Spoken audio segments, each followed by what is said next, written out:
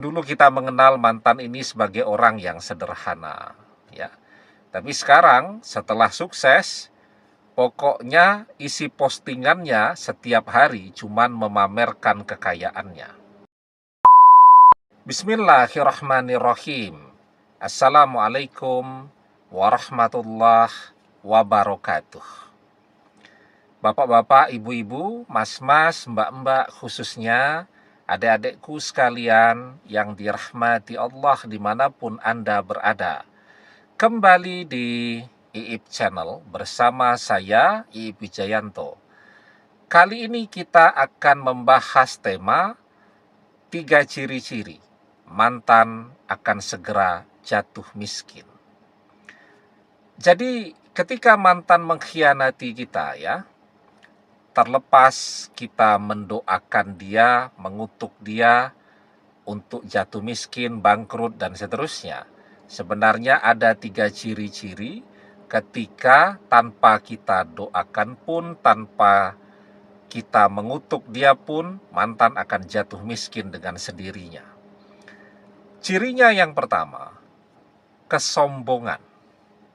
Ya, mantan itu mengkhianati kita karena merasa paling kaya atau sok kaya, merasa dirinya sebagai orang yang paling sukses, punya segalanya, tidak bakal jatuh miskin lagi. Ya. Dan karena dia sangat percaya diri, itulah yang menyebabkan dia mulai mengkhianati kita, mulai nyari-nyari seseorang yang baru, mulai mencari tantangan-tantangan yang baru. Dan itulah yang kemudian membuat dia ketemu dengan orang ketiga. Mungkin dulu kita mengenal mantan ini sebagai orang yang sederhana, ya. Tapi sekarang setelah sukses, pokoknya isi postingannya setiap hari cuman memamerkan kekayaannya. Dan kesombongan itu adalah tanda bahwa orang akan kehilangan keberkahan hidupnya. Kan orang bisa sukses berhasil di dalam usahanya, itu menunjukkan bahwa hidupnya berkah. Tapi ketika dia kehilangan keberkahan hidupnya, maka segala sesuatunya juga akan menjauh dari dirinya. Ya. Nah, kenapa demikian?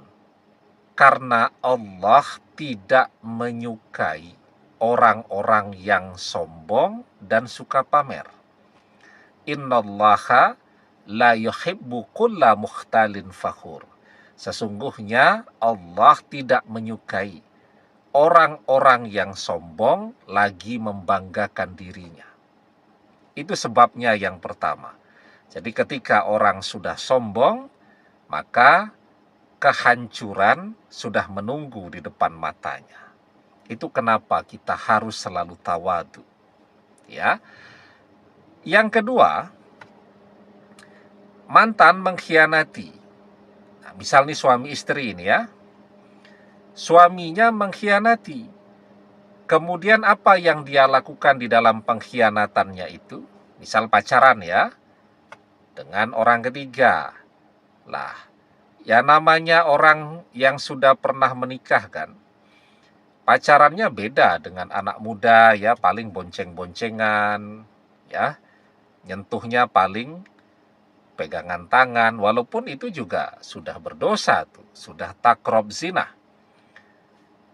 Orang yang sudah menikah ketika dia pacaran, ya tidak akan jauh-jauh, ya, dari yang namanya zina.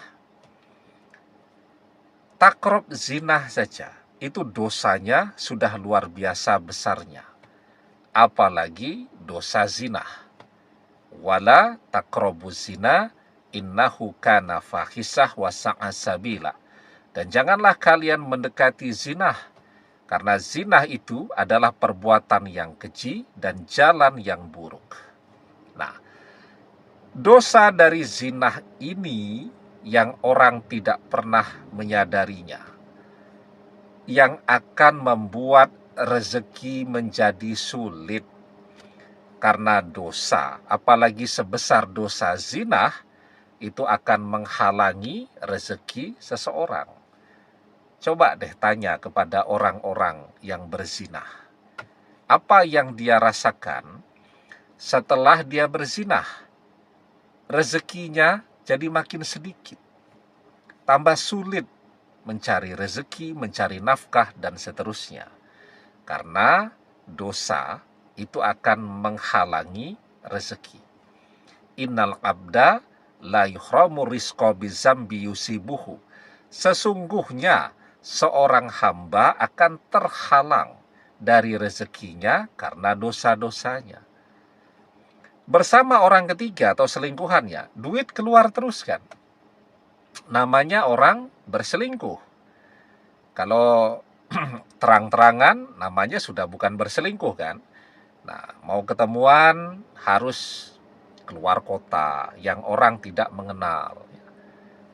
Atau nginap di hotel, bayar lagi itu. Ya. Itu kalau dilakukan setiap hari, mungkin 2 bulan habis sudah tabungan yang diusahakan selama bertahun-tahun, habis untuk berselingkuh selama 1-2 bulan. Nah, tandanya yang kedua tuh, ketika mantan berselingkuh, takrab zinah, atau malah berzinah dengan orang ketiga, kan banyak tuh. Belum menikah, tapi sudah satu rumah, ya kan? Kumpul kebo misal gitu. Sudah ngontrak satu rumah, atau ngekos satu rumah. Nah itu kan sudah takrab zinah, bahkan berzinah. Maka itu tanda bahwa orang akan jatuh miskin. Dan yang ketiga, dari profil orang ketiga juga akan terlihat. Orang ketiga itu penampilannya memang keren, ya, pinter dandan.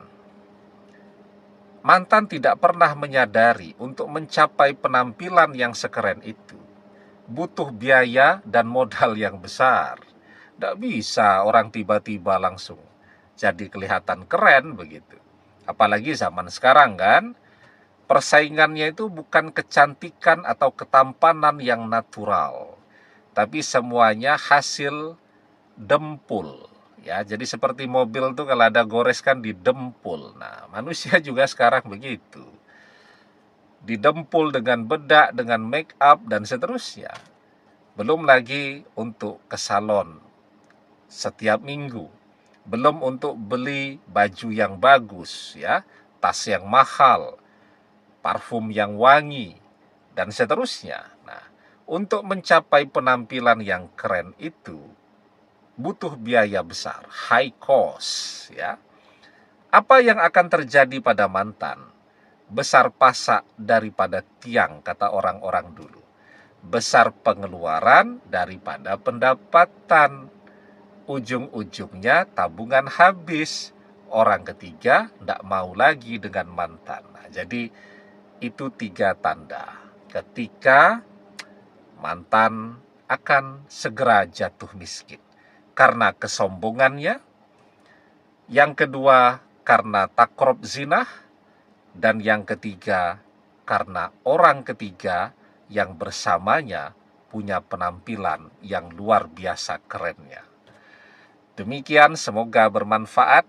Wallahu a'lam bissawab, billahi taufik wal hidayah. Assalamualaikum warahmatullahi wabarakatuh.